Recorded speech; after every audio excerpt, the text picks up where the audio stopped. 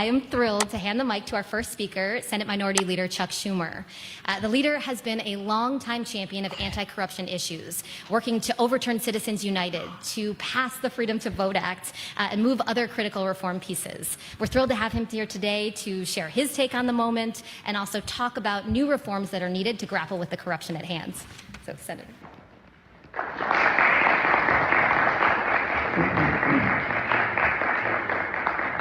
Well, thank you, Lisa. Good morning, everybody, and thank you all for coming.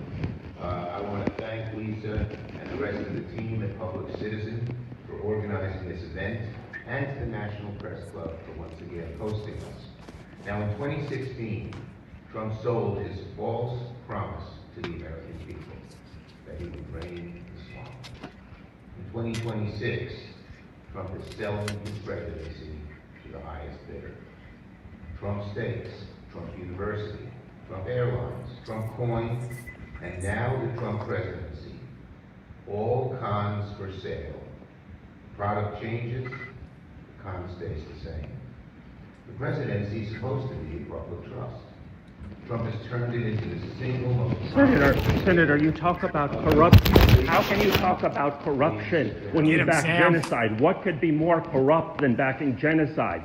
This is part of the same con with you and Trump playing off of each other. Oh, he's worse. Oh, he's worse. You were put on notice in November of 2023 by the Center for Constitutional Rights and other legal and human rights organizations. Notice on potential legal liability for aiding, abetting, inciting, or conspiring to commit genocide through congressional acts and demand. You were put on notice, and you backed it, and you backed the genocide to the hilt for years on end. How dare you talk about corruption? How dare you talk about corruption? Thank you for your diatribe. Oh, now, you get to make a speech every day. You get to make a hypocritical speech every day, and God forbid you should be questioned about your diabolical record. It's amazing that you can show your genocidal face in public, Mr. Senator. Mr. Senator. Shame on Public Citizen for not allowing questions to this genocidal maniac. Shame, yeah. Corruption. What could be more corrupt than not allowing questions? Sorry about that. Let's continue with the subject at hand. Okay. The presidency.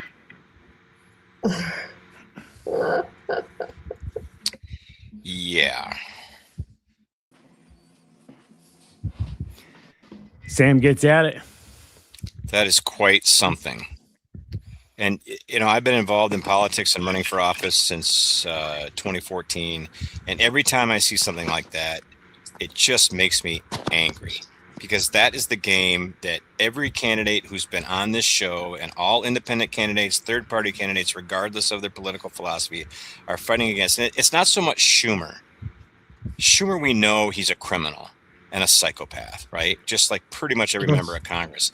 But that woman who introduced him, I don't know who she is, for the National Press Club, whoever she is. Oh, I do. She's aiding and abetting that. She's got her nose right up Congress's butt and just, oh, Schumer's been fighting against corruption and blah, blah, blah. It's all these people that want to be a moth around that evil light bulb that Washington is, and they just want a part of that warmth in order to feel meaningful. And when they'd rather do that than speak the truth and stand for the truth and possibly be ostracized or not get the fancy job they have. It's just, well, yeah, it sucks. It's hard. Thank God that the four of us and many other people that have been involved in this show are fighting the good fight from whatever direction we're fighting from. Well, there are so many of us and so many great candidates. And John, thank you for coming back. It is campaign season. You can't hear me? Uh-oh. I can hear you. You can hear me. Michael? I'm listening. Oh, boy. We have that problem again. Okay, this is a new StreamYard thing, I think. Michael, can you hear me? Yes or no? He can't hear me either. My connection's been terrible. Okay.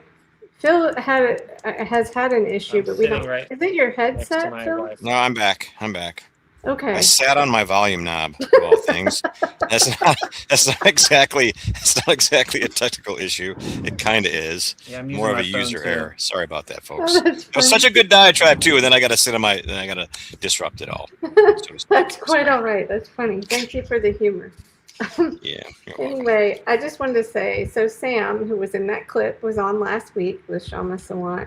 It's really great to see Sam do that. And so the video there was taken by a guy named Kymone Freeman, who was on Candidates for Assange. And he was going to be here tonight. I think it's probably my fault because I sent the link really late and maybe there was some confusion. So it's okay. We'll have him back. He's great. He's a Green in DC, and we'll reschedule with him.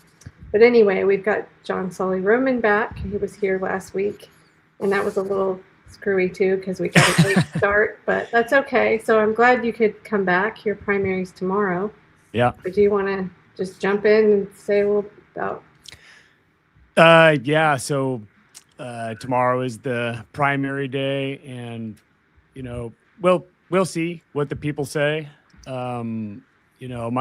My campaign, I think I mentioned before, I wasn't taking in any donations or anything like that. I just put my candidate statement out there for the people to read, and I got quite a bit of feedback, which I didn't get when I did this in 2024.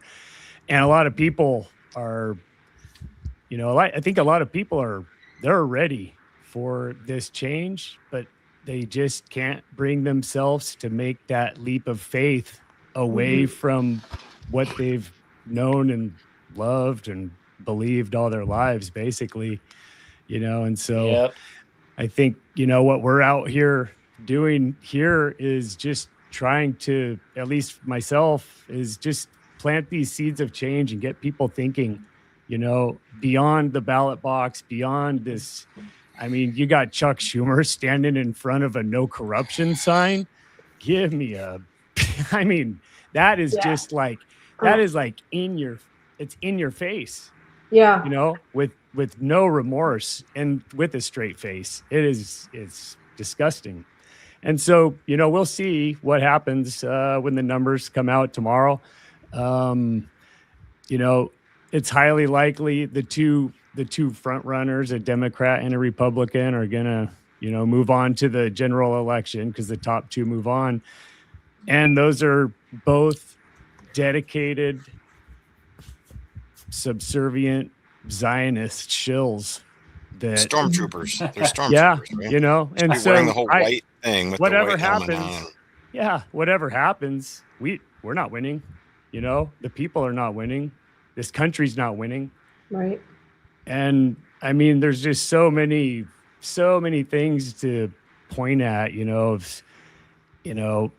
for example, the untold sums of millions of dollars being poured into propaganda campaigns to move the American people's frame of mind from a foreign country.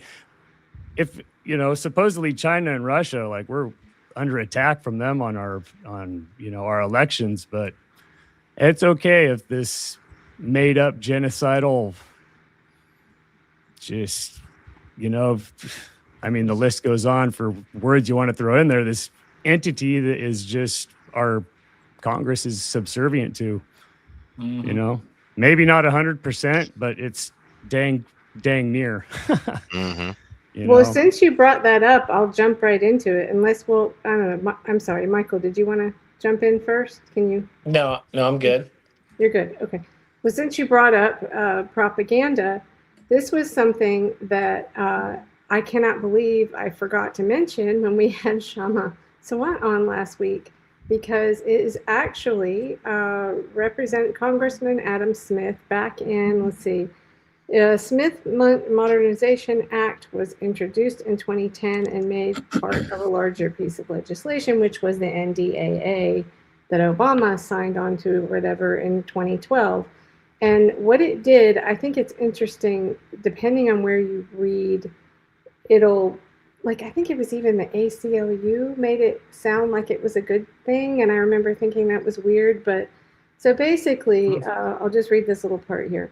The U.S. Agency for Global Media and the media organizations that it supports can now make their content available in broadcast quality upon request within the United States.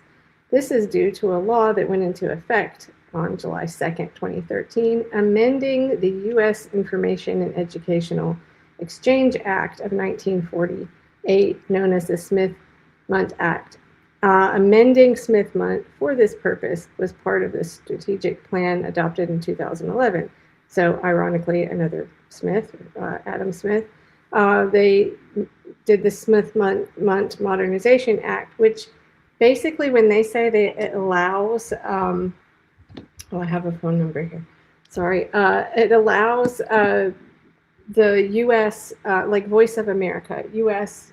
Government media to broadcast in great quality to us now. It means it lifted the propaganda ban. That's what that means. Right. So, yeah, and he was part of that. So we should have really brought it up last week, and I hope I can make a good clip out of what I just said for Shama, because I think it's really important for people to know, not only is he this terrible warmonger, but he believes in propaganda, that it's fine to propagandize the American people. Mm-hmm. And interestingly, guess who's trying to get rid of that? Yeah, Massey. my man. Yes. Yeah. I mean, I think we talk about the politics on here all the time. And I mean, I think I've been pretty open about like my voting record. I've actually never voted Republican.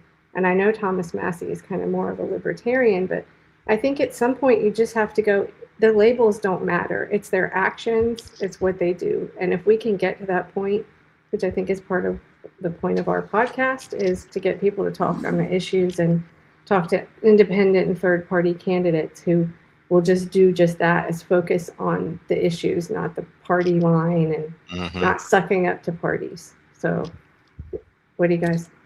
Well, as much as I hate to say it, having been the victim 5 times of the lesser of two evils mindset, sometimes, I mean, that is a rational decision, right? So if we're Massey against a Democrat and any of us were running as the independent, you can make a case that having Massey in Congress and having a shot at that is better than wasting your vote on the Libertarian or the Green Party or the Independent. So I don't. I would agree with that, though. Yeah, I agree. Yeah, I mean, it's the idea that things will be incrementally better, and there's a better chance of them being incrementally better than going, the whole way on a candidate that you agree with 100% on, who's idealistic and ideologically based. I hate that, but it's true and it's rational, and I'd probably vote that way. Actually, I was just asked before this podcast started. Michael asked me about voting, one way or another, and you just make your choices, and sometimes it's based on the character, and sometimes it's based on what's possible. Politics is the art of the possible, right? That's the definition. I don't remember who said that, Lao Tzu or somebody, but it's true. You got to make your choices because you have to live with them. The difference with Massey, though, for me anyway, is he has a track record of already getting stuff done. That's the difference. That's why I would say, okay, like you could say, do we have a single Democrat? Well, I guess Ro Khanna is trying to follow in his footsteps. But if we have Democrats that would get in there and do the same thing, then you could say, okay, sure. But all they have done is prove to us that they will be co-opted by the establishment. That's all they've done all along. And on that note, if you guys don't mind, I'll play this clip because I think some of you haven't seen it, right? Let me make sure I have this set up right. 1 second. Okay, I think this will be better. Okay, here we go. I don't know if you guys have seen it, but this is one of the DSA candidates, Milat. Sorry, I don't remember. It's on the thing when I pull it up. She was elected in Colorado. She beat the Democrat out there, and Shama said last week, hey, that's great. But it's showing the voters are ready to upend the system. And she kind of said, like Shama said, what really matters is what you do once you get into office. The election itself is not the end of the road. And you can tell that with Shama. She is like, that's not the end of the road for her. She is an activist and a fighter. But Anyway, I was not expecting this to happen this early, but here it is. Been to Israel or anywhere in the region, would it change your mind or open your perspectives if you did? I'm sure it would, right? Part of the work that we've been doing here as well is having conversations with, the Jewish community, specifically the Zionist Jewish community, to, better understand different perspectives, different positions, different experiences.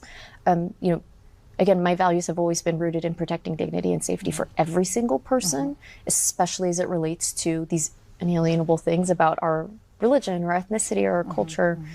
And my greatest concern right now is that the state of Israel is losing support all across the political spectrum here in the US.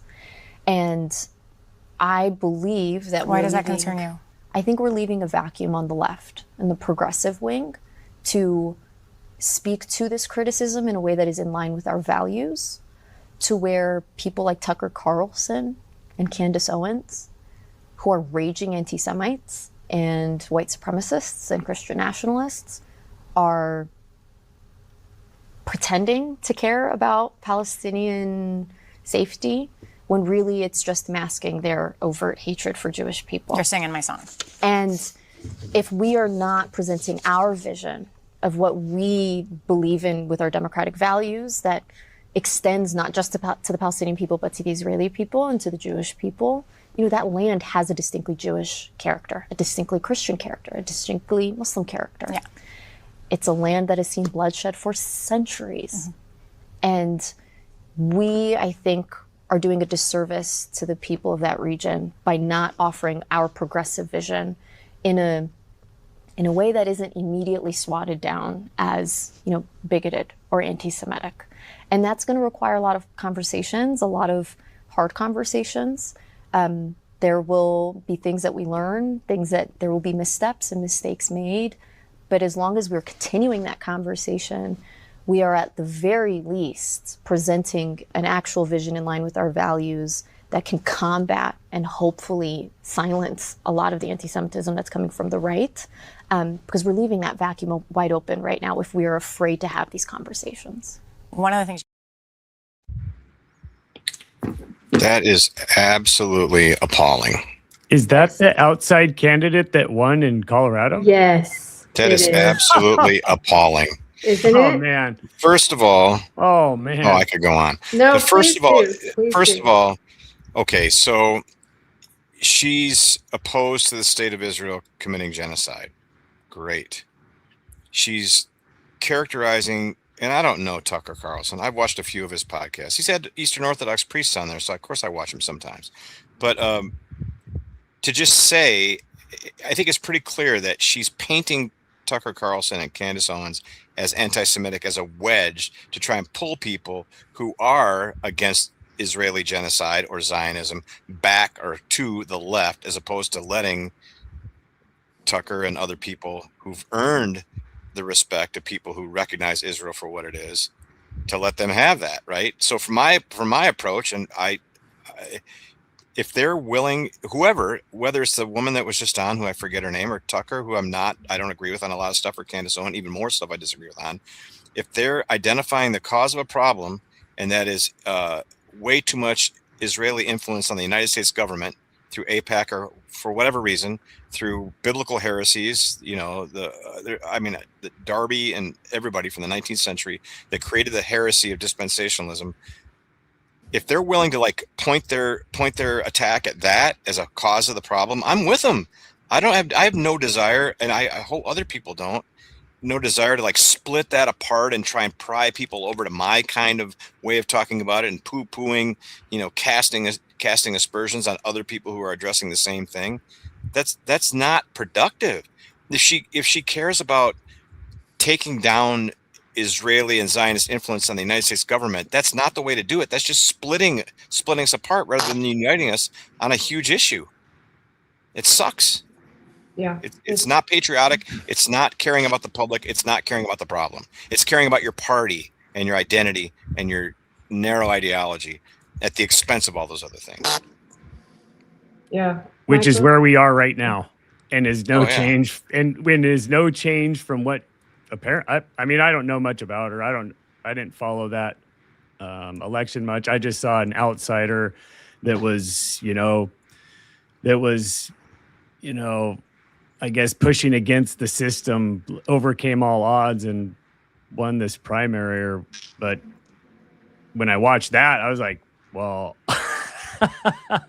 none of the stuff that I had kind of like, because I was just reading on mainstream news, just corporate media about this, and they're pumping this person up like it's this great independent voice. And then I see that, I'm like, And she won the Democratic primary, correct? Mm-hmm. In Colorado. So back to Michael's question before the show. I'm going to keep going back to that, my friend. Yeah. If she were running as a Democrat, I would not vote for her because I don't necessarily suspect that she's disingenuous, but she'd get swallowed up by the Chuck Schumer. In my opinion, most likely. If she were running as an independent or a DSA candidate, as opposed to a MAGA and a garden variety Democrat, I would vote for her just because it would throw a monkey wrench into their plans. But it wouldn't. Just a Dem. Yeah, but Well, I mean, you could be both, but it doesn't do anything for me. It sounds like Bernie Sanders to me, You know what, though? She's already shown, and the backlash on social media is everyone is not happy with her, and she's trying to walk it back. And I just think they screwed up and showed their cards too early. But I mean, this is why I haven't. As soon as I saw Bernie Sanders, promoting all those candidates, the New York City DSA, I was like, no, it can't be the real deal. And we saw Mamdani being, whatever you want to call it, mentored by Obama, and at a school. Did I play that thing with the bus? Yeah. Last week. Yeah. It's just, I don't know. I mean, you're going to go hang out with a war criminal and indoctrinate children. Okay. Right. No, that's it. And I was not that outspoken about some of this before, but the genocide in Gaza has absolutely changed I'm not quiet anymore. And I think that what she said was just, well, she was singing their song all right. Exactly. But she said it, the newscaster, I don't know who she is, but I would be curious if she had that same messaging leading up to the election. No. Yeah. No, she didn't. She's courting the Democrat establishment, right? Yep. Yeah. Just flip like that. That's what they do. Hey, that so-called autopsy of the previous election or something. And I saw this headline today, they're like, oh, these two missing chapters, they put these two missing chapters out, that they were keeping initially. They didn't release them. And I thought, oh, they finally mentioned the Israel part, but nope. Oh, I thought they were going to try to slide it in later because of the bad publicity. Oh, there is no mention of Israel in all of that post-mortem for that last ridiculous election. But anyway, there's just to be clear, there's just as much of this same kind of bullshit calculation on the right or on the Libertarians and Republicans. Yeah. This is not an ideological thing. This is how people who want to have power over other people or think they deserve it or think they're smarter than other people or their parents told them they were brilliant, so now they want to control other people's lives and they know what's best for everybody. This is how they get into politics and think that they're gaming the system. I'll run as a liberty or a socialist or whatever kind of themed campaign, but what I really want in my heart of hearts, if I'm willing to admit it, is power over other people and joining the elite, right? I get to step up and then they'll have a library named after me and people will respect me. And it's just sociopathy, I think is the right term. Is that right? Or is it psychopath? I confuse those two. Whatever. It's a pathology where people will say whatever they need to say, however they need to align to have control over other people. I think Kymone is coming. I think he's joining us. There was a mix-up with the link. I'm not sure, but anyway, I think he's coming. So we'll just continue, and when he jumps on, oh, there he is. Hey guys. Hi. Sorry about the mix-up. No worries. The link was in the previous email. I'm sorry. Oh, that's okay. Yeah. Okay. Very nice to see you again. Greetings to your illustrious band of subversives. Well, tell us what kind of subversive you are. give us your elevator, your 60-second "Who am I" Uh, speech. we turn water to wine. That's what we do. Oh, that's the Yeah. that's the best. Actually, I'm getting married in a little over 4 weeks, and I know that God that Christ blessed marriage through his very first miracle. So thank you for referencing that. Yeah, and we also believe strongly that even broke clocks can be right 2 times a day, briefly. Right on. And so I quote Alexander Haig quite often, and he was quite the fascist. But when he says that you can march all you want as long as you continue to pay their taxes, I think he's dead on, and that's why we don't have any qualitative change. Coming out of D.C., and I'm sure all you are aware that taxation without representation is still very much alive today in the nation's capital. We're one of the last colonies of the continental United States anyway. But we're the only U.S. territory that pays federal taxes at all. And the late Johnny Cochran said here in D.C. that the best way to air your grievances against the federal government is the withholding of income taxes, and that D.C. had a legal precedent in order to resist that, since I think it's apropos that we honor American 250 this year, and that was a celebration of resistance to taxation without representation. So it's my intention to not only campaign on this. I've been a war tax resistor for 30 years. I've just been quiet about it because no one told me that as you get older, you get bolder. And I think now it's time to lean forward with the authoritative regime that we now have in place, who's threatening a third term and not leaving office, and has conveniently placed military occupations in Democratic controlled cities around America to ensure that he's installed. So I think it's now a time to raise this argument. And so I'm in the general election running against a placeholder for the status quo, because we have had an incumbent that's been in office 37 years, 38 years. She's 88. She's finally stepped down. I ran against her in the last election, and I predicted that was her last term. And they spent, check this out, guys, just found this out today. Fun fact. The Democratic establishment has spent $3 per person in the state of Michigan. That's man, woman, and child in Michigan, not registered voters, the entire population, $3 per person in the entire state of Michigan to defeat Dr. Abdul. Well, guess what? The Democratic establishment has also spent $3 per person of DC residents to stop me. Because when I ran in the last election, I got more votes than anyone who's ever challenged our beloved incumbent in the entire 4 decades of her career.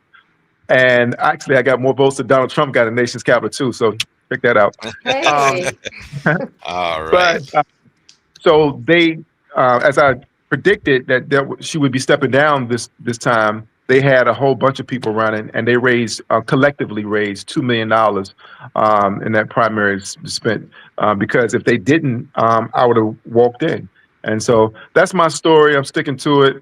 And anybody want to ask me any questions about who I am, what I could do, I would love to engage that. But I'm more interested in how do we really seize the time and take advantage of this opportunity, because I don't think us playing respectability politics is getting us anywhere. And I'm so glad to see folks like the DSA taking over the Democratic Party, kicking and screaming to the left. I just wish they had the same support for independent candidates as well. Did you miss the clip I just played, though? Have you seen that about Milot? No, I haven't. Milot Kiros? Guys, should I play it? I think I need to play it again. If you haven't seen Go ahead. it. Yeah. I can get angry again. Okay, hold on just a second. I'm happy to get angry again. Make sure I got my screen. I'm self-proclaimed angry black man in therapy, so I share that position. Okay, well, this might, yeah. Ever been to Israel or anywhere in the region? Would it change your mind or open your perspectives if you did? I'm sure it would, right? Part of the work that we've been doing here as well is having conversations with, the Jewish community, specifically the Zionist Jewish community, to, better understand different perspectives, different positions, different experiences. Again, my values have always been rooted in protecting dignity and safety for every single person, especially as it relates to these inalienable things about our religion or ethnicity or our culture. And my greatest concern right now is that the state of Israel is losing support all across the political spectrum here in the US. And I believe that Why does that concern you? I think we're leaving a vacuum on the left and the progressive wing to speak to this criticism in a way that is in line with our values, to where people like Tucker Carlson and Candace Owens, who are raging anti-Semites and white supremacists and Christian nationalists, are pretending to care about Palestinian safety when really it's just masking their overt hatred for Jewish people. You're singing my song. And if we are not presenting our vision of what we believe in with our democratic values that extends not just to the Palestinian people, but to the Israeli people and to the Jewish people, you know, that land has a distinctly Jewish character, a distinctly Christian character, a distinctly Muslim character. Yeah. It's a land that has seen bloodshed for centuries. And we, I think, are doing a disservice to the people of that region by not offering our progressive vision in a way that isn't immediately swatted down as, you know, bigoted or anti-Semitic. And that's going to require a lot of conversations, a lot of hard conversations.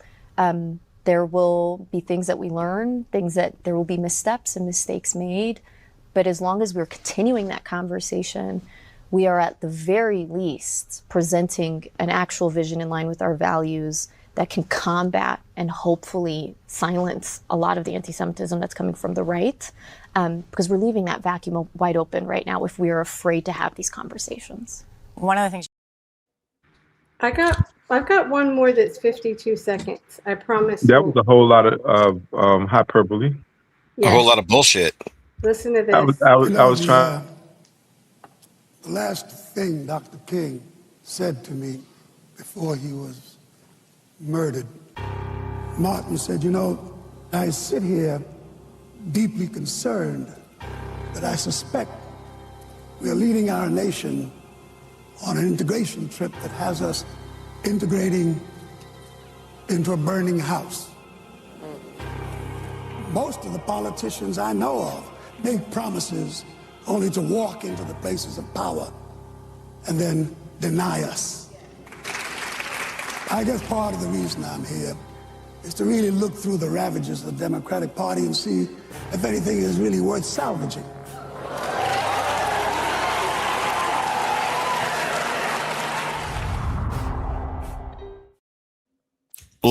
Forgive me for interjecting. Let's remember the trajectory of Dr. King's life. In 1967, in May, I believe, he turned his attention to the war in Vietnam and gave a very famous speech at a church in New York, I believe. Correct me if I'm wrong. That's actually been sampled into the Public Enemy song, "Fight the Power." I believe that's the direct sample from that. At any rate, at that point he was not welcome in LBJ's White House anymore. Once he started talking, it was fine when he was talking about social issues, but when he directed his attention and said things like, why are we killing Vietnamese when our enemy is here at home? Why should black men and women be overseas fighting an enemy when the enemy is here at home keeping us down and you know, wrecking our lives or whatever? And a year later he was shot, as Harry Belafonte said, murdered. By who? Yeah, we know by Brother Phil. We know by who. And that hypocrisy, that system is still in place. And the lady whose name I still don't remember, please forgive me. That's just one that, yes, she demonstrated that perfectly. She talked about, she claimed that Candace Owen, a black woman, is a white supremacist, which I have no love for Candace Owen in particular, but if you listen to her at all, my sweetheart does, and to Tucker Carlson a little bit, they might be wrong and they might be on the right or whatever, but they're not whatever. She's also Catholic. Didn't she say she's a Christian nationalist or something? Anyway, I don't know. There's so much bullshit there, and it's clearly the attempt is to take an issue that's hot and that's right. You know, that's right. The Israeli genocide is terrible, and actually, I'd argue, probably not tonight, that the establishment of the Israel state was was aggression against the people that already lived there. The Nakba committed against the Palestinians when the Israel, and that was all colonialism that came out of World War I after the Turks had controlled the Middle East and was divided up between Britain and France after World War I, which enabled all this to happen. That she is just playing party politics, and she's trying to take an issue and steal it for those people on the quote unquote left who might be sympathetic to the things that people on the quote unquote right are saying about the Israeli Zionist government, and trying to steal them and not acknowledge that there's truth being spoken on both sides. And that's just party politics. That's all it is. Yep. And it sucks. And that's what the problem is. The big problem is. Well, That's the way things are going. I apologize. I think, Kymone, you were about to say something then. Yeah, I'm sorry. I took right off. But No, I'm passionate about this. I feel you, brother. I feel you, brother Phil.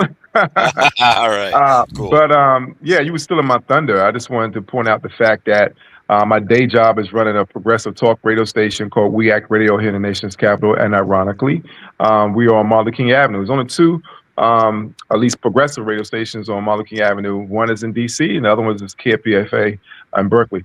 Having said that, we have a poster of Martin Luther King's mugshot, his first time being arrested, very young King, and it's autographed by Mr. B. That's what we call Harry Belafonte, and I had the pleasure of meeting him several times and being blessed in his presence, and he was a mentor to me. But that is very real what he said, and he said it in front of Barack Obama, in front of Hillary Clinton, and that was the state of Black America with Tavis Smiley. Just want to put some context to that. And Phil was right when he says about Martin Luther King's speech when he broke with the establishment. That speech was delivered April the 4th, 1967 at Riverside Church in New York. And that was beyond Vietnam when he his anti-war speech. And he was, as you know, assassinated April 4th, 1968 to communicate to everyone that was the line that you could not cross. And every since then, we talk about Al Qaeda having things on specific, like where it should be on high alert every September 11th, right? Supposedly, but our government taught people how to do that. With our taxpayer dollars, taught them how to tyrannize people on anniversaries. I'm sorry, go ahead. No problem, brother. This is dialogue. But we're all aware of the speech he made April 4th, 1968. At least the night before. But a lot of people are not aware that next to his last speech, his last full Sunday sermon speech was delivered right here in Washington, D.C., March 31st, 1968. And the title of that speech was Remaining Awake During a Great Revolution. And he goes on to say in that speech that far too often people find themselves living in periods of great social change, yet they fail to develop the new ideas, the new mental responses that the new situation demands. They end up sleeping through a revolution. And that's the quintessential definition of stay woke. And that's why they turned it to a pejorative.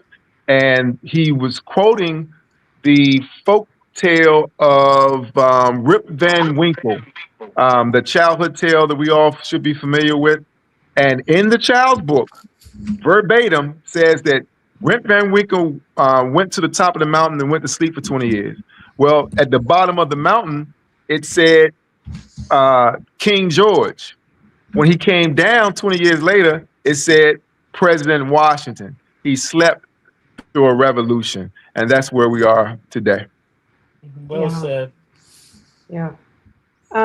Let's see. You guys didn't meet each other, the two current candidates here. So why don't we do that? John, do you want to jump in here? Hey, I'm JohnSaulie-Rohman. I'm in Washington State's 3rd district. The other Washington. Yeah. Yes, sir. Down in Walla Walla, Washington. Southwest Washington. Yeah. Walla Walla is a little more central from here. It's outside my district, but Southwest. I've been to Washington. The first time I saw the Pacific Ocean, I was in Washington. So I've been to Seattle, and what's Olympia? South of Seattle, about I'd say an hour and a half, maybe. Yeah. I'm down near Vancouver, Portland. Oregon. Yeah, I've been to those two locations in Washington, and the pleasure of seeing Jimi Hendrix grave. But you running for House of Representatives in a district there? Oh no, I'm running for U.S. Congress. Just me. Just you? You're going to do it again, right? Yes, sir. I did it in 2024. Doing it again this year. Yeah, we'll Right. see. How did you do? What did you say? I think you said I that got earlier. 5,200 votes. You got what? 5,200 votes. Okay. Which isn't. It was like 2.1% or something like that. But That's 5,200 people that are going to remember you this time, though, right? Yeah, It's hard to absolutely. get noticed. That's Yeah. If 5,200 people showed up, there would be a problem. Right. Yeah, so we'll see how it goes. Tomorrow is the primary day, and we'll see what happens. But yeah, this whole campaign, it's just me. What's your number one issue? My number one issue? Boy, well, I got into this from all the madness with Gaza that was going on, and now it's just kind of we rode the coattails through a genocide of a Democrat, and now we're in full-scale possible world calamity with Republican president, and the people we just don't have a voice, I feel like, and I'm just trying to plant some seeds of change out there, and hopefully get people thinking, as we progress through this, get them to hopefully start taking a step back and questioning what they've been led to believe their entire lives. Well, I really like your excuse me, more wine. I really like your campaign sign. It looks really, really Oh, I put this together myself. clean. The bike is out there. You I probably. I like the black and it's black and yellow. Or is that black and gold? It's black and yellow, Oh, baby. sorry, I missed it. Black and yellow, black and yellow. That's right. I was told not to do black and yellow because it would remind people of Proud Boys. I don't think so. said, I think nah. it's more like the cautionary, road signs. Yeah. That's at least what I'm going for. Like, I'll tell you what. don't let them claim that like the LGBT. No, they can't have the rainbow. That's right. Anarchist said it first, so. I'm not gay, but I love the rainbow. They can't have it to themselves. I can have a rainbow too. That's right. So you asked what issues. This is the candidate pledge. I don't know if you had, or we'll say pledge/platform. Not everyone has signed it, and that's okay. It's an extra thing for your potential supporters if you want to sign it. But it's basically just the platform that all of the candidates that we speak to agree on. And this sort of grew out of me doing the candidates for Assange with Matthew Ho. And Matt did show up for one of these. We had one of the USS Liberty survivors on. A Pew poll shows that 83% of Americans do not trust the government. Wait, where are you? I'm in the bottom right-hand corner. Bottom. Oh, Government transparency. Yeah. This is for transparency. Yep. So I did not that just pull high? these out of thin air. I did research. Should be and- higher. No joke. If the United States government were a person or like a king, let's say we had a king for the last, like since World War II, there was somebody young that was a king or a queen, and they were still the king or the queen. They would be an absolute. You would never believe a word they said. If there was a person saying and representing the views that the United States government has for the last 70 years, they'd be a known liar. They would have been a known liar 40 or 50 years ago. So of course they don't trust the government. Everybody's been screwed one way or another. Whatever it is, war, COVID, 9/11, it could be anything, right? Screwed. Yeah. Dr. Fauci screwed you, Phil? Oh yeah. Oh yes. Well, Yes, he did. every issue did. on here is also like supported by the majority of American people. So that's why the only one that is at 49% on this graphic, I have the other one, but I need to update it, is election security, and those numbers are up now because more people are concerned about it. But so yeah, I didn't just pull it out of thin air. It's all stuff that the majority of American people want. And healthcare's on the bottom, and that's not for like in order of importance. I purposely kind of put that at the bottom because that's where our Greens and Libertarians diverge, because they both agree it's broken, but how do we fix it? We get into economics, and then that, especially right now in this heated environment, that gets really contentious. But we're hoping that we will be able to have those conversations and not have people like, just arguing, yelling at each other. But yeah, that's what I argue is, is absolutely what's missing is our ability to even have a civil disagreement with anybody about, especially politics or economics or something like that. We got to You don't find think that that's place. changing? You don't think that's changing? I think it might be changing, I hopefully mean, I'm agreeing it with is. Tucker Carlson on some shit. I mean, that's why I That's a open good with, start. a broke clock is right 2 times a day, That's a good start. Well, actually, you know what? I want to say something about that after that clip, because I'll just tell you real quick.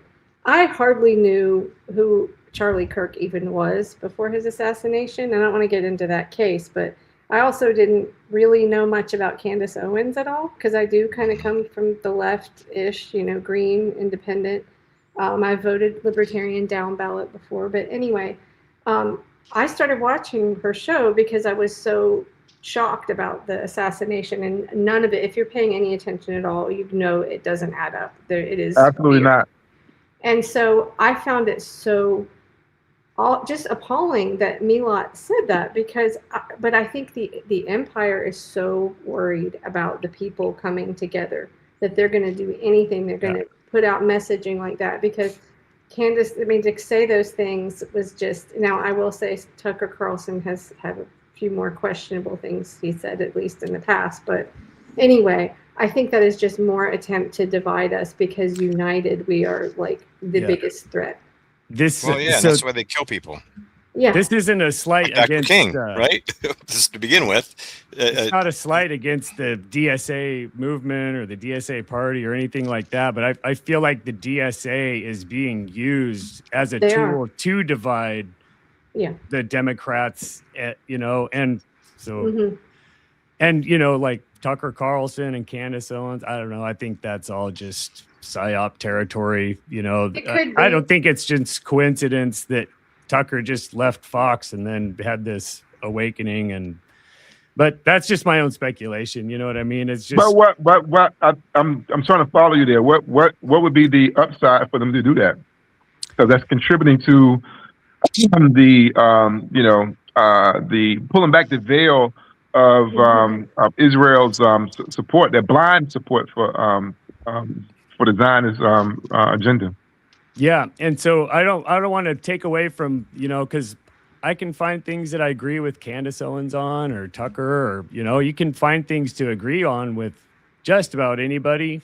That might be a bold statement, but so the way I see it is,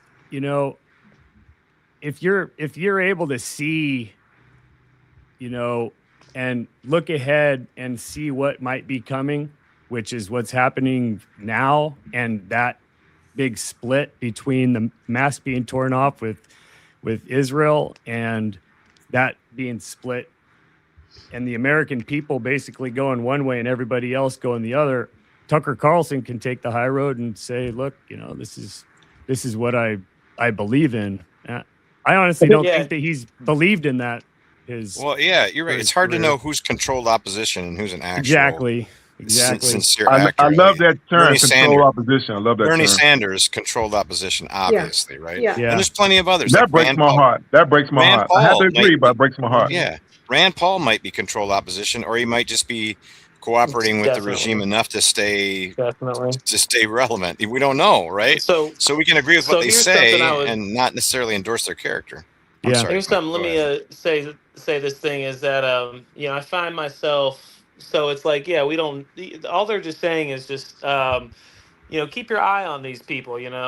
Keep your eye on them. They're saying the right things now, but it's like, hey, they could be setting you up for the future. Because they're politicians, or they're snakes in the grass. They are just calculating that, I'll jump on this wave right now, and then in the future they're going to set you up for the rope-a-dope. And then here's the second thing I'll say is that I kind of got a bad feeling about Thomas Massey, I must say, because he was doing great all year and all this stuff. And I was like, yes, like I would definitely vote for him. But my buddy went down to his election night party where he gave his concession speech. And I must admit, I mean, he's sitting there showing it to me on the phone. I got like a little grossed out. I got a little sickened out. First off, Thomas Massey was like acting like so happy. I mean, you just got lost in APAC and Israel threw all this money at you. He was acting like happy. I'm like, okay, you just lost, dude. But anyway, I don't know. I'll just put it to my spidey sense. Is this like, I didn't like his attitude about it. He kind of seemed a little gleeful about losing. He didn't care. And then the way he was talking in lots of terms, how like politicians do.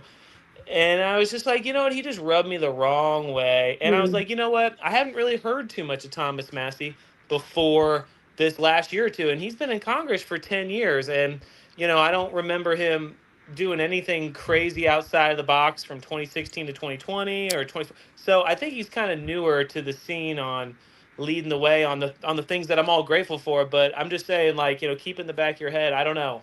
You know, I don't know. I Like want to these address people and this, the psyops and the people, like, I'm not sure.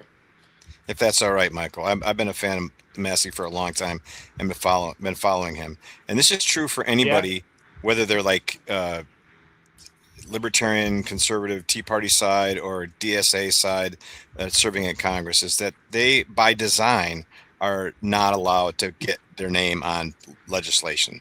So one of the things that Thomas Massey did in 2012 when he was first elected is that as of now, the Speaker of the House gets a permanent office, staffed and everything in Washington. After they're done, it's forever and ever for the end of their life. And he wanted to pass a law getting rid of it. It seemed like a small, easy win, right? Common sense. Let's save the government a couple $1 million a year or whatever. They wouldn't let him do it because he wasn't playing along. And then the following year, I think in 2014 or 15, that same law was brought into committee by Republican leadership, the exact same law with a compliant congressperson's name on it, and it sailed right through. That the story of Thomas Massey has been somebody who stood on principle and been denied opportunities, and his district was faithful to him. And I'll tell you one more thing. I could go on and on, but one more great story. And if I can find the article in the New Yorker, I'll share it with you. The article came out in 2016, called Thomas Massey's 500-yard dash. And the way the House of Representatives is set up, and if any of us are lucky enough to serve there one day, you'll see, is that you can be in your office while there's a session going on the floor. Not everyone is there, right? And then when there's a vote, you're allowed to watch the closed circuit or whatever it is, so you can see, oh, they're going to call for a vote. I should get over there and vote, so that you can be in both places at once, so to speak. And Massey's office is somewhere around 500 yards from the floor of the House of Representatives. So what he saw, and this was confirmed by other members of Congress, is that, and this still happens, I believe, is that the House of Representatives regularly meets in session with 40, 50, 60 members present and passes legislation that benefits both Democrats and Republicans, that funding things, sweetheart deals for corporations or donors or unions or whoever it might be. And almost nobody objects, because that's the real work of Congress, is to pass legislation and protect the people that fund Democrats and Republicans. That's what they do every single day. And the media is complicit, and both the big parties are complicit, so it never gets mentioned. Well, Massey would run over there, and he would do a parliamentary trick. He would call for a division of the House or for a standing vote, which in parliamentary procedure is one that you cannot, like, and I've chaired organizations. If somebody says, I want a roll call vote or a standing vote there that shows that people's votes are on the record, then you have to honor that. That's part of the rules. So he would run in there, and if it was some bullshit, he'd say, I request a roll call vote. And so immediately whoever was, and the Speaker of the House generally wasn't there. It was like the whip or somebody was like chairing this, because it was kind of hush-hush, right? They were doing the dirty work of what Congress does. They would just pull it off. They would just not consider it rather than have a roll call vote, because number one, it would expose that members of the Democrats and Republicans were making votes contrary to the campaign promises they made or the image they've created. And And number two, it would expose that they're doing business without a quorum. They're supposed to have at least half of the people in the House to pass legislation, and every single day, probably today. I don't know if they're in session right now, but if they were in session, they would be doing that right now. And so you may be right about Thomas Massey. You said when we started, Michael, that you hadn't paid that much attention, but I have. So that's what I have to share about him, and that's why I support him. You know, I saw a bumper sticker the other day, and it said that putting your faith in a politician is like believing the stripper really likes you. Yeah. That's true. That is true. But guess what? Sometimes the stripper does.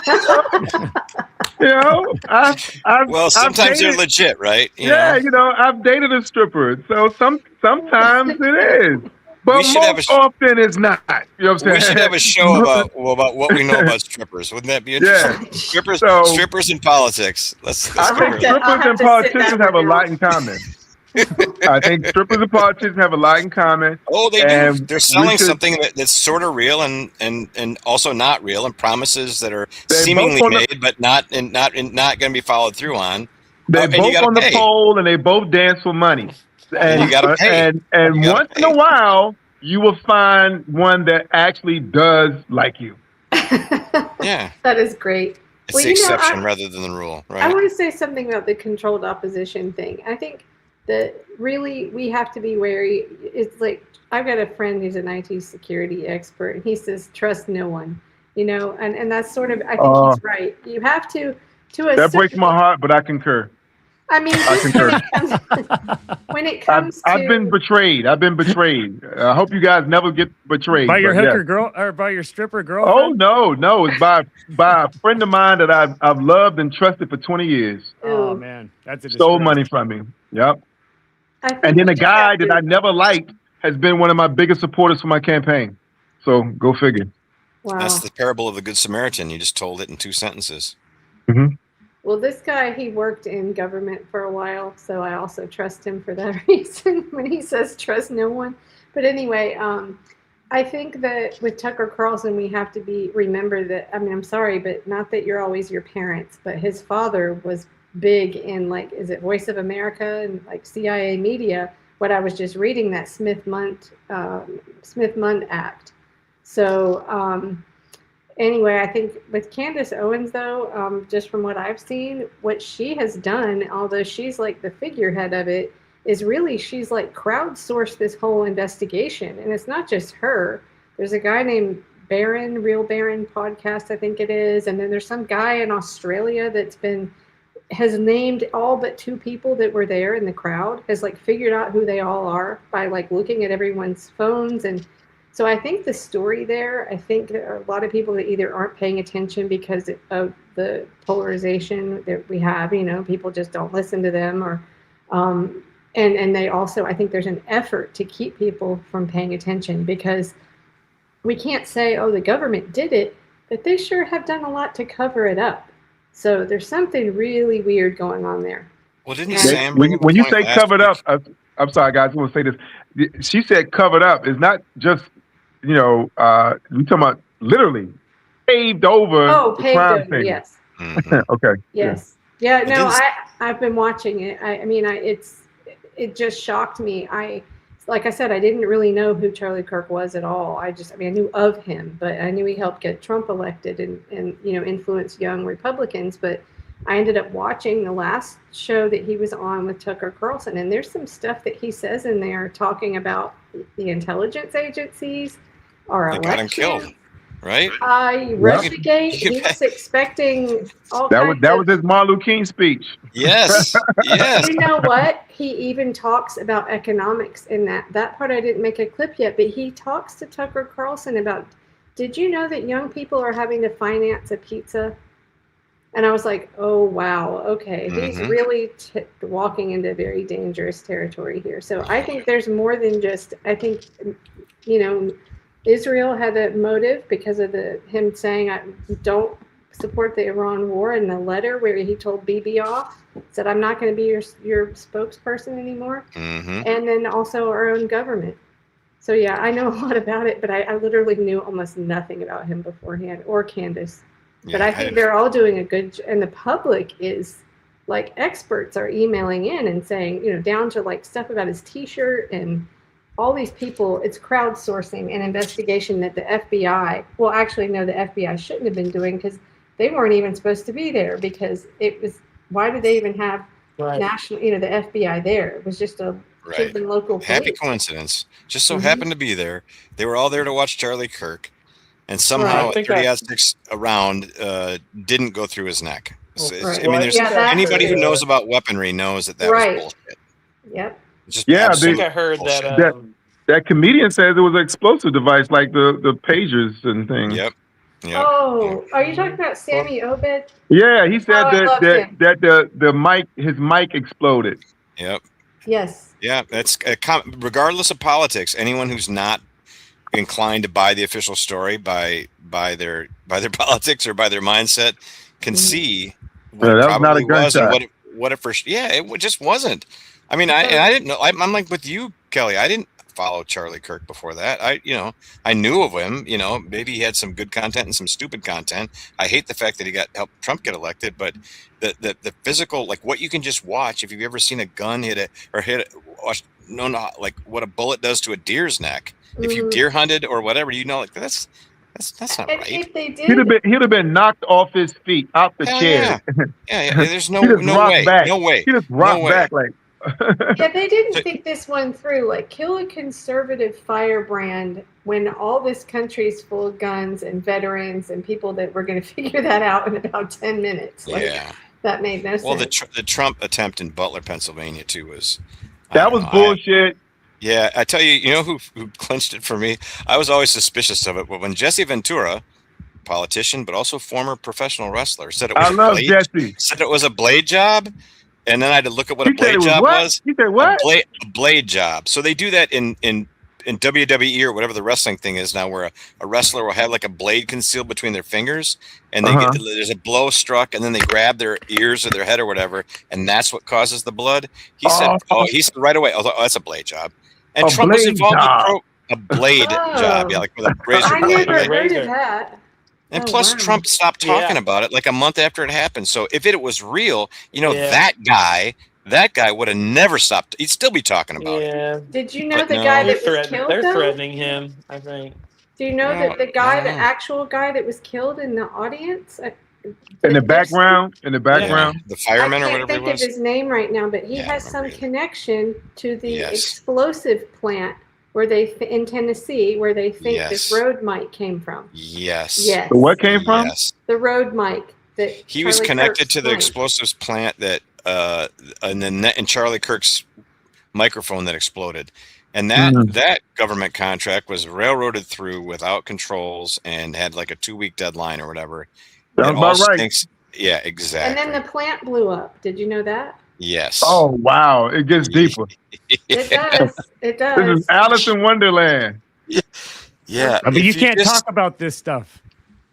Well, we're all going to die, apparently. Yeah, this is a jolly bunch of subversives. We're all in a... Yeah.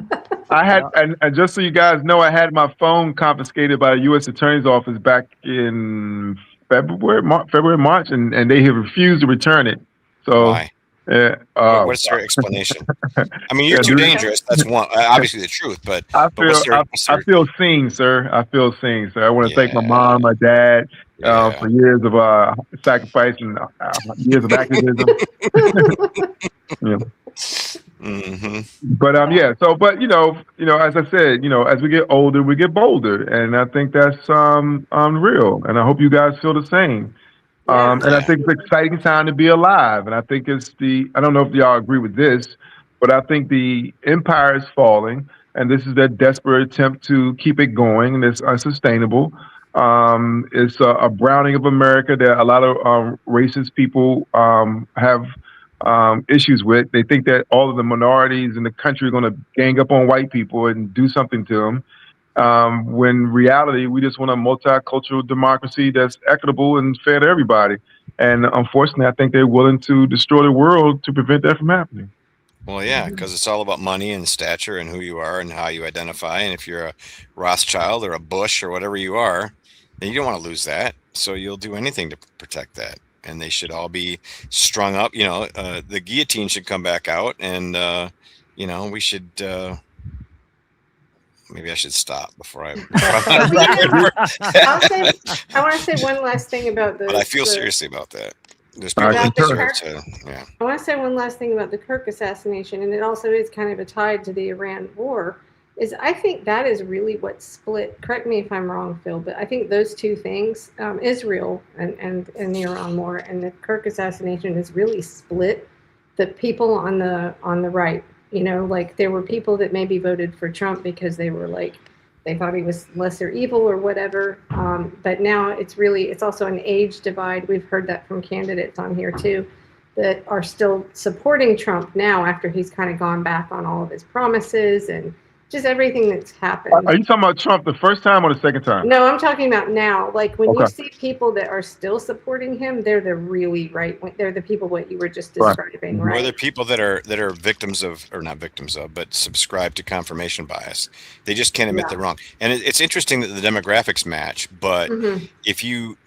I'm sure you've all heard of this phenomenon where older people get scammed, right? And they Mhm. realize they've been scammed by whatever means, and then they won't tell their children because they're so embarrassed to admit that they've been scammed. And I think that's Yeah. the same psychology in place for boomers. And I'm not quite a boomer. I'm not a boomer. I'm a Gen Xer. But Yeah. but those folks, when you get old, you don't want to admit that your faculties are declining. And so the idea that Trump fooled you and that you honestly wanted this swamp to be drained, which was like, who talked about it best, I think, is Dave Chappelle in 2020 when he was doing the election SNL thing. And he talked about how in 2016 with the debate between Trump and Hillary, and she said he doesn't pay taxes, and he said that makes me smart, and then he said I know it's corrupt because I use the system. That was a breakthrough moment for Trump because he was telling the truth, and people sort of subscribed to that, right? Like, oh, he's acknowledging what's really going on, everything that we really thought was going on. So for a period of time, people invested heavily in Trump. Like, oh, this is the guy that he knows it all. He agrees with us. He can stand for us. Well, it was all bullshit. He was just playing a game, but he was right. Right. So He did seem to like that attention, but I do think now, again, the people, when you talk about the racist stuff, the people that are just super pro-war neocons, they're the ones that are still supporting Trump now. And it does split older, not all, but it's like people in favor of flock cameras. Like I've heard that a few times. We're fighting the flock camera battle in Wisconsin. They're like, what's that? Well, if flock cameras are the surveillance cameras that the police use, and they record every license plate that goes by, and they put it in a database, and then if they ever need it, they can use it, but they already use it, and they use it to entrap people, and the data leaks all over the place, including to the federal government. So we're fighting that here, municipality by municipality in Wisconsin, and there are still people who say like, well, if you're not doing anything wrong, you don't have anything to worry about. Well, okay. Wrong just answer. have those in DC, right? I Don't you hate have that. Don't you have Yes. those cameras in DC? Well, it's not just They flock. always though. had them in DC, probably. I think it's important to point out it's not just flock. It's all these surveillance. There's Axon, Flock. Oh is yeah, the first Axon. one Yeah, out of the Flock gate, is like the name brand, Axon and like Kleenex, right? Motorola and, yeah, and there's you're a big part of the SAVE Act is to get digital IDs for which have your biometrics, and these flock cameras have the capability of scanning your biometrics. And I was just a police officer was just talking about some guy was videoing the Disturbing Illusion. I don't know if you've ever checked out that YouTube channel, but he was a guy was videoing the police officer, and the police officer said, yeah, you walked into the net. And the guy said, what are you talking about, the net? He said, oh, there's a virtual net all around you. Can you guys hear me all right? Yes, we can hear you. We're just listening, John. He said there's a virtual, my computer's doing some weird stuff. As you're saying, there's a virtual net, and he said, the police officer said this, he said it scans your biometrics and it picks up who walks through this net. And Right, and so these cameras too, they can break into your at high speed, can break into your Bluetooth and they can figure out what's Yeah, it's crazy. And It's it's called crazy what? technology. It's called Well, what? the main company is called Flock, like a flock of geese, Flock cameras, but the acronym is Automated License Plate, ALPRs, right, John? They're called ALPRs. There's other companies Yes. that do it. I heard about them being abused, but I did not catch that. Yes. Yeah, the name that you just referred to does not convey what it's actually capable Exactly. No, you're right. You're right. It's So just it's the name of the company. What's going on, Kymone, is all of these. There's a website you can go on. It's called like DFlock something. Yeah. I can't DFlock. remember.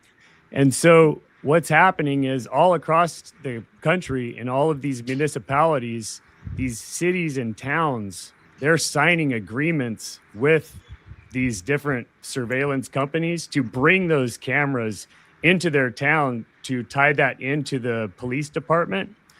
But not only the police department has access to that. Additional is the federal government. And they've been caught where the city council members, at least in one case, they signed an affirmation of or an agreement, right, for the use of these. And in that signed agreement was a line item saying that they would not share that information with the federal government. Well, those people signed that. They removed that line after they had signed that contract. And that's what was shown. And so, there's this steady flow of our information that is going to need to be stored and consumed on these data centers that are outside, whatever We had And that. that's- cities and towns. We had that happen here in Dayton, John.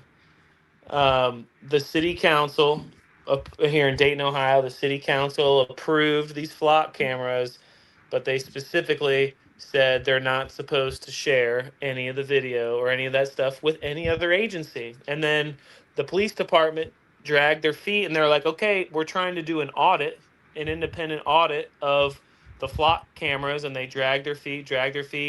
A police chief here just resigned right before this came out. And then guess what? Their audit came out, and it turns out they were giving all that information to ICE. Well, and They were not federal, and not only that. now here in Dayton now, Go ahead, John. now they have the flock cameras up and they're under review, and they've got them all covered up with bags. Yeah. And not only that, but there have been plenty of cases where police officers are using that information to track X's and do all kinds of nefarious things, even setting aside the federal government's involvement in it, where they're abusing that and stalking, ex-girlfriends and doing all kinds of bullshit with it, which is just. And so all of this stuff, this is really what pushed me to do what I'm doing is, like people, up until now, I mean, there's been a lot of people who have been screaming this from the hilltops for quite a while, but they're sidelined. They're called conspiracy theorists and whatever. And well, here we are. And that surveillance state is real and it is upon us more so than we even know, And what year was that? Was it 2012 that Snowden leaked all that? I can't remember. I think it was before the pandemic. Well, when he first did it. Okay, yeah. I think it was around 2013, 2014, around there. Yeah. Okay. Right. Wow. Well, do you want to tell us any more about your race for office? I just want to let you guys know that I think this jolly bunch of subversives have been good juju and good luck for me because I have been chasing down a funder, one of the few good guys that's a developer in the city, and he just hit me back while we was up here and said we're gonna talk tomorrow. So yeah, baby. Oh, that's great. Yeah, glad to hear that. Good luck. You never know.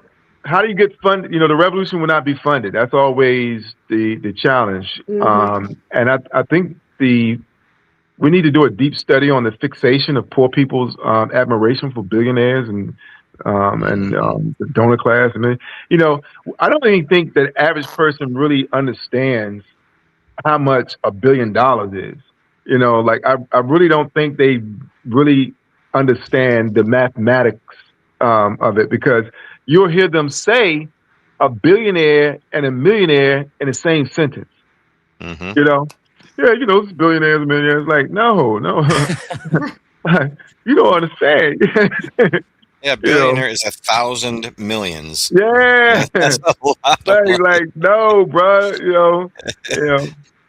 And I just think we need to talk more about that. I think we need to talk more about it. And now we in the realm of trillionaires. It's like ridiculous. But Yeah. I think everyone, not saying that my race is any more important than anybody else's.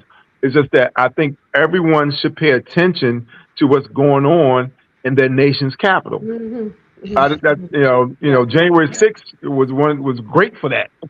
Pay attention to what's going on in your nation's capital. You can't be, concerned about the country and don't pay attention to what's happening in the nation's capital, because we're like a thermometer for the nation. And because we don't have self-determination, Congress has final say of what goes on in the city. And so we're like the test baby for whatever new thing they want to bring to the state. They will try it out in D.C. first. I was going to say, what is the benefit of them keeping it that way? I'm sure this is probably an obvious answer, but because D.C. statehood has the potential of being a linchpin that can tip the balance of power of the entire nation. Two senators, right? Yes, yeah.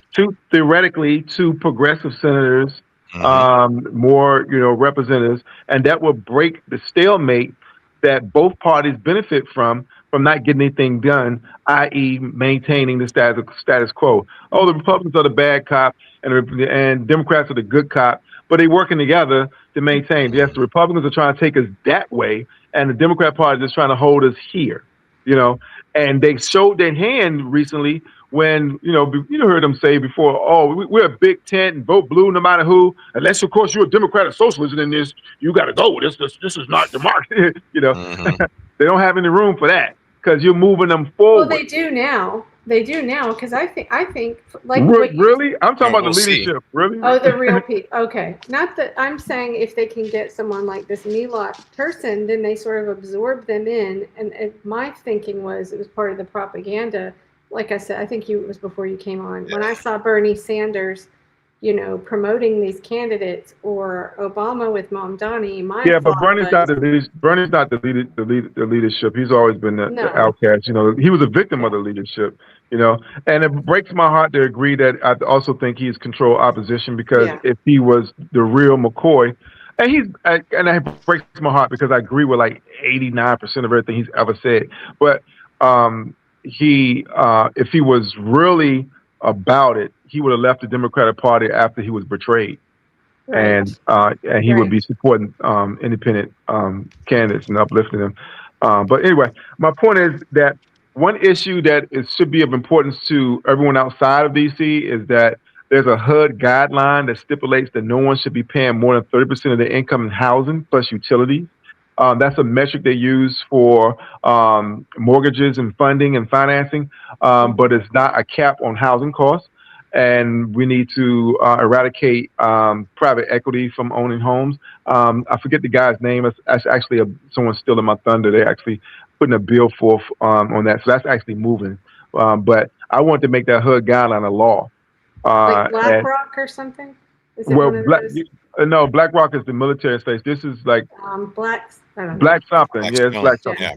Blackstone. Yeah, Blackstone. Yeah, thank you. Yeah. You always want the black to be the bad guy, right? Come on. Whatever.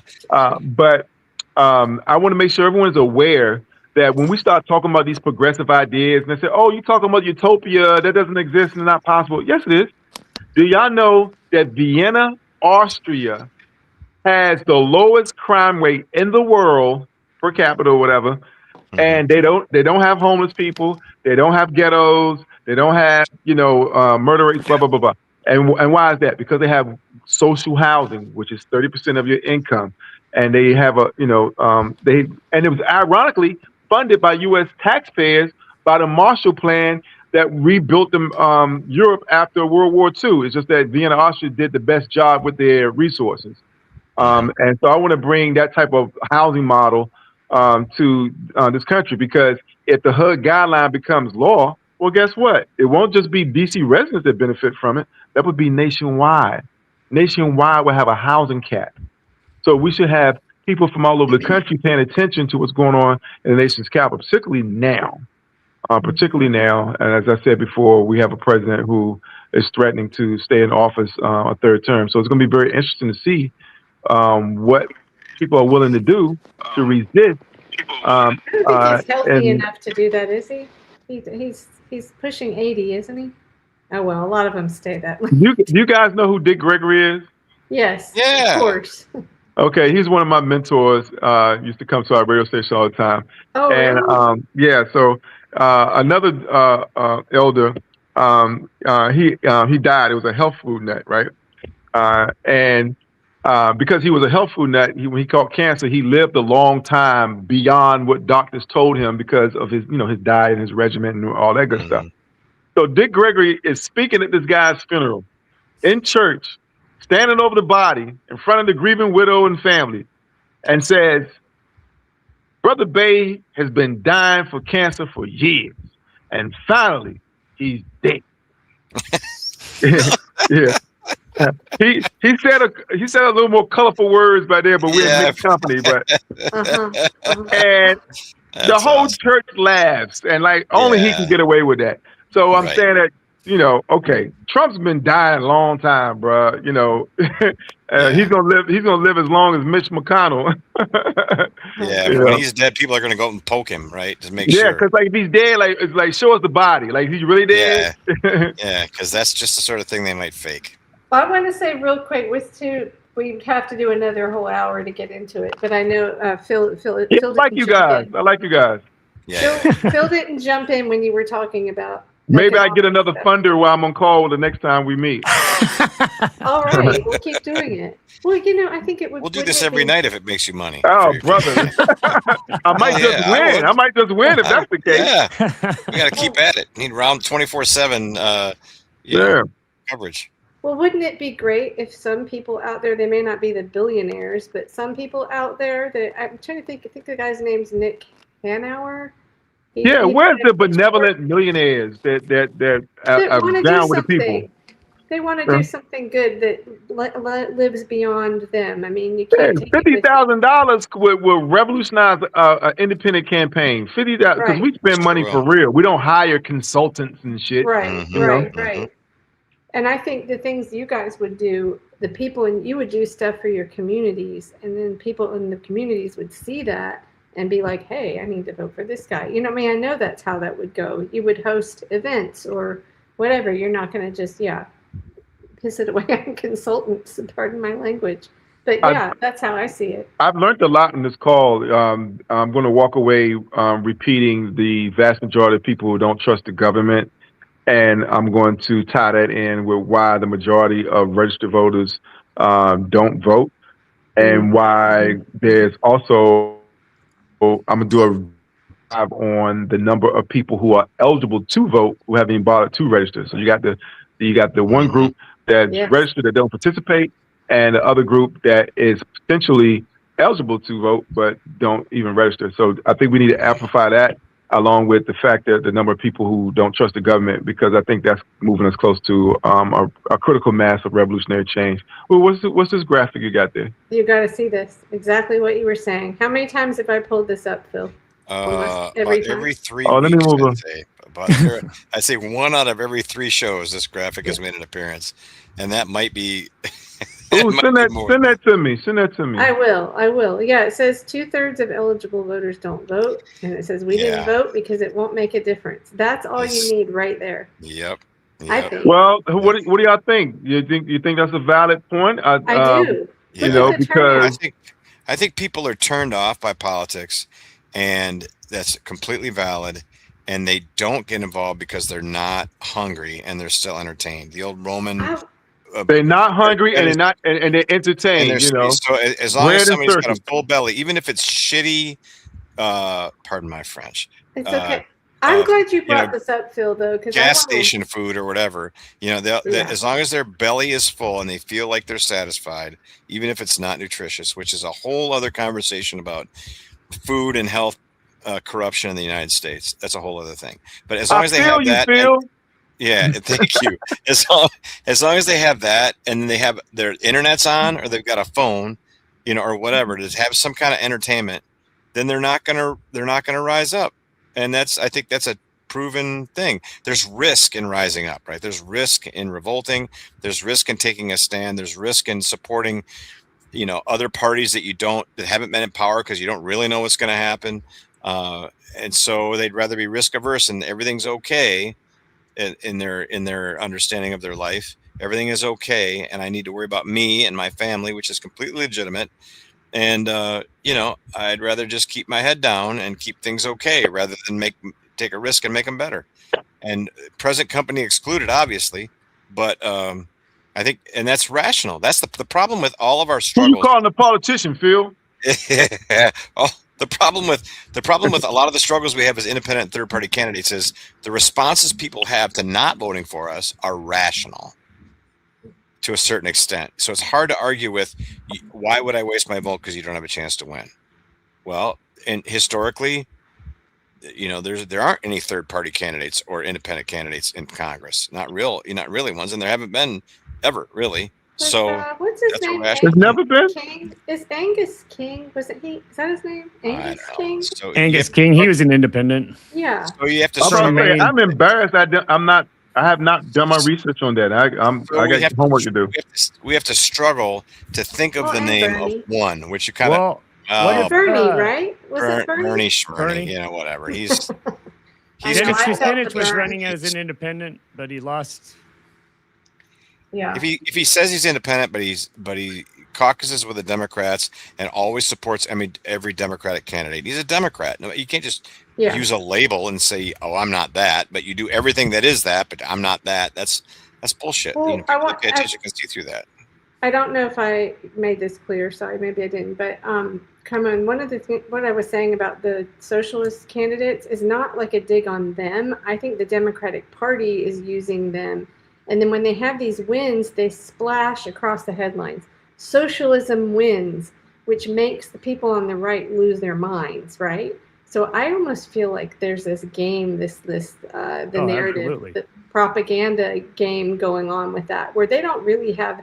I read something that said that the daycare centers, and I could have pulled it up if I had thought of it, but to show, but there you can look it up. It said there will be daycare for approximately 40 kids. 40. Now this is what Shama was talking about when she said it's like, and I'm not quoting her, but she said something like, it's breadcrumbs so that people on the left believe that there's this big sweeping change. And she said, okay, like for her philosophy, the rent freeze is good, right? I'm saying that to you, Phil. But the rent freeze is good. And well, I know you don't agree with it. You're trying to get me into an argument, aren't you? No, I'm not. I'm not. But okay, she says, yes, they did that, but did they get Blackstone out of there? So the system is still not. They're throwing breadcrumbs so that the voters that are half paying attention see a headline, oh, he did a grocery store, or he, 40 kids, that's it? It's just a cover. It's just a cover up, and it's the same with Republicans and Libertarians to a certain extent, right? They want to have. I'm going to borrow this term, and forgive me if it's uncomfortable for whoever, but often the term I'm going to use is a beard, right? There's a term in the gay community where you have a wife. That's and addressed at you, John. It's your beard. No, I'm just saying. So. For Republicans and Libertarians, for Democrats and Greens or DSA, you pay some homage to the extreme parts of your party so that you can say to those voters who identify as far left or far right or whatever, hey, this is a home for you. We have these people. We're your people. And I've heard that argument. I can't even tell you how many times. You should just be a Republican, or you should just be whatever, because we have look, Rand Paul is a libertarian, and they use that so that you won't see how socialist or unlibertarian or fully uniparty they actually are. And they get people who aren't paying as much attention to feel like there's a home for them if they identify as something other than Democrat or Republican, to feel like they're allowed to go ahead and vote for the Democrat or Republican candidates. And though they have no interest in, the Democratic Party has no interest in supporting green or socialist. If they would, if they did, then single payer healthcare would have hit the floor of the Congress already, and it never will, because they're bought and paid for. So they say these things, and Bernie Sanders says these things as the leading controlled opposition, and it will never happen because they're all bought and paid for by the insurance industry. And pick your issue, and they just say these things that like appeal to people, and it's all bullshit, because all they want you to do is once every 2 years or 4 years to vote for their candidates, and they don't care otherwise. The only thing they care about representing after that is their donors and their supporters and their contributors and whoever their party leadership tells them to support, including the military industrial complex, the Israeli government, etc. There's so many others, but that's the game, right?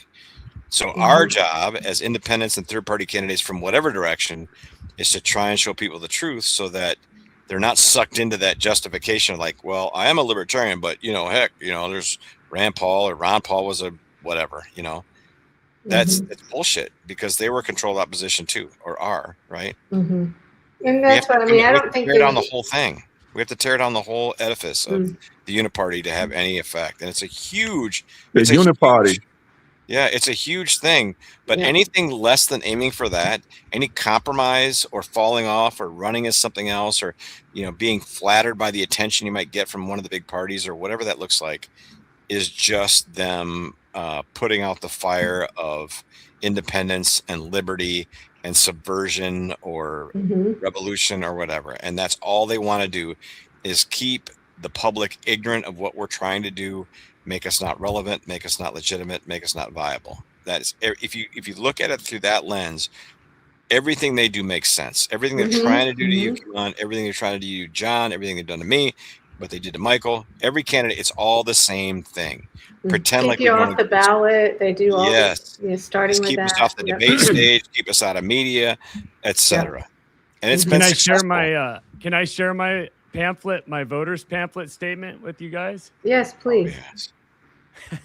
Here, I have it right here. I don't know how to. Can I send it to you? Yeah. Well, do you know how to do share right screen, or? I'm just doing it right now. Okay. Let's see. And then you pull it up, and then I'll. And then I can. Yeah, it's kind of like Zoom. 1 sec here. No problem. Oh, there. Okay. Yep. Okay. Here we go. There, if you zoom in on it, you want me to read it? Yeah, go ahead, because it's a little small. Yeah. The corrupt criminal enterprise of the U.S. government is on full display. Until the American people recognize that neither party is prioritizing their interests, we'll continue down this path without representation. Over the course of decades, both parties have pursued policies of domination and oppression, while unelected corporate interests and foreign influence are given a seat at the head of the table, crafting legislation to benefit a handful of shareholders at the expense of the American people. We didn't arrive at this juncture overnight. Regardless of their stated principles, both parties have ridden on the coattails of the other, pursuing the interests of their wealthiest donors and lobbyists. Democrats once portrayed themselves to be the party of anti-war, the working class, and civil liberties, while Republicans portrayed themselves to stand for and protect the Constitution, a limited government, fiscal conservatism, and free markets. But the narratives of both parties contradict the outcomes. This should give pause to any honest observer. Regardless of the reasons or justifications made, the results do not reflect the stated positions, which their constituents have been led to believe. For example, U.S. military adventurism and conflict have continued throughout my entire adult life. Constitutional rights are pushed aside to achieve desired goals. The unsustainable national debt continues to grow unabated, and unchecked corporate power is being further concentrated, working hand in glove with this government to the detriment of the American people. Ultimately, the path forward depends wholly on the voters and their willingness to reject this corrupt criminal enterprise. If voters are satisfied with the status quo, then any candidate from either party should suffice. But to begin to take the steps necessary to retake our place at the table, we must come together, vote our conscience, and reject the two-party illusion confronting us. Wow, John, you wrote all that? Well Yes, sir. said. Let me. I don't know who wrote this or who said this, but it said something to the effect: for decades, nothing happens, and in a few weeks, decades happen. Mm. Things can change quickly. Yeah, I think that's where we at, and your I hope so. monologue there was dope. I Yeah, hope thanks. so. Yeah, very good. Cool. All right. Well, I guess we'll wrap it up there. Boy, we went almost 2 hours this time. I'm so glad you could make it, Kymone. I'm sorry about the mix-up with the. No worries. Thanks for having me. It's always a pleasure to be celebrated with people that I agree with more than my mother, and repeat the things that got me fired from the post office. So yeah. Right All right, on. and John, you got to tell us how I just want to know, like, well, obviously how many votes you got, percentage, but I'm also very interested in tracking the non-voters this time around. Just to see what those numbers are everywhere. So, and it's going to be really interesting to pay attention to, because when the general comes around, I mean, unless the outcome exceeds the expectations, which are the current representative and the Republican candidate would move on to the general for the top two of this primary. That would be my expectation. Now, if that is to happen, it's going to be really interesting to see how people come out, because She's Marie, APAC, right? oh yeah, she's full on, yeah. Mhm. And she signed on to the NDAA, and she has not voted down or against any legislation concerning that dark force that is upon this government. And so, and her opponent, supposed opponent, the Republican, he's a former, Navy captain, or, I don't know. He was a high ranking Navy guy and successful business owner and stuff like that. And just,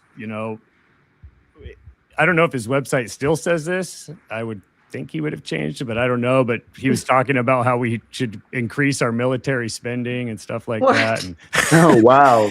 I don't know. And so More, feed me more, see more. and so, like this message that I have in the voters pamphlet, like every voter gets that, right? Mhm. And I don't have the finances to go and do hire a staff and do all these things that a regular campaign would do. But I do have the power of that message. And if enough people's interest is piqued, and I've gotten a number of responses thanking me and, voicing their support, which is really appreciated. And so I'm going to be really interested to see, what this turns out. But also when the general comes around, if it turns out what I had said with Marie and this other front runner Republican, how many people are going to stay home and recognize that red line? Because that image about the 2/3 of the people not voting because they didn't feel like their voice mattered. Yep. I can understand that sentiment, but at the same time, I'm not going to put my vote for somebody that I absolutely is. Well, you have a different crossing system that there. red line, I mean, you have a different. You can't. Correct me if I'm wrong, but Washington State. I mean, at the general, there's no third part, right? Oh yeah, we get two. You're out. So I mean, Yeah. that's a different situation. Yeah. I think Well, that's terrible. I will withhold my vote. I'm not voting for either of those candidates because it's contrary to anything that this country stands for, you know? Yeah. Aside from the words that are coming out of their mouth, the actions that are taken, Yep. that's what matters. Exactly. Exactly. Well, I have to jump off, but I want to make one point that we've talked about on multiple shows, and that is this fight to overturn the uniparty and have a voice, whatever voice other than the Democrats or Republicans, is probably going to take multiple election cycles. So, you know, we don't have the advantage of the big budgets and the automatic sort of votes that people that already identify as these are ours. So we have to build up and work together across whatever supposed aisles or borders there are to hold each other up as people that are trying to change the system for the better from whatever direction. And it's just going to take, the evidence is clear that it's going to take multiple election cycles to make a difference. So if things don't go well for you tomorrow, John, I hope they do. But if they don't, you'll always have a home here, and I'll always support you. Same with you, Kymone. Whatever, we see what you're trying to do and support it 100%. Oh, thanks. And this fight is gonna continue until there's real change, and it's not just one election cycle at a time. Well, let me be clear. If I get 100 votes, I'm happy, man. That's 100 people. Cool. That's 100 people that went outside of what they normally would do and put their vote where their You got over 5,000 last where their time. conscience Sir. led You're them. gonna do Let's better double than that that. at least. Yeah. All right. Well, good night, everyone. Yeah. Nice to Oh, meet you, and- Kymone, and good to see you again, So John. one last thing, Phil. Right, I'm sorry, buddy. I don't remember. Did I mention that we played that Sam telling Schumer off that you recorded at the we played it before you came on, but I don't know if I mentioned to you. Yeah. Oh yeah, that was Yeah, nice. You get the media credit for that. Yeah, I Yeah, it was a tagged great Awesome time. that you were there. Yeah. places. That was really good. I'm glad you got that. That was a great angle with him like face to face. I don't know why he used his mic though, because it sounds muffled a little bit. But Yeah. Well, but thank you. Yeah, we hear, that's what we're in the belly of the beast, so we got to acknowledge. So appreciate everybody. Thank you. yeah, thank you so much. Great to see you guys. Thank you, guys. Okay. Bye. Peace. Peace.